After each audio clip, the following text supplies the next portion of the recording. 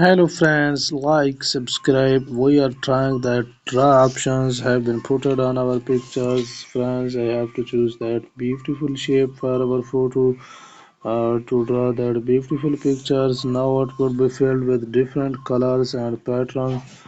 So I have to select that one colors and then on the next step I have to click that one and at here I have to choose that one color. And guys, now we could click that one colors and here we could try these colors and in the same way we could put that one on the photo.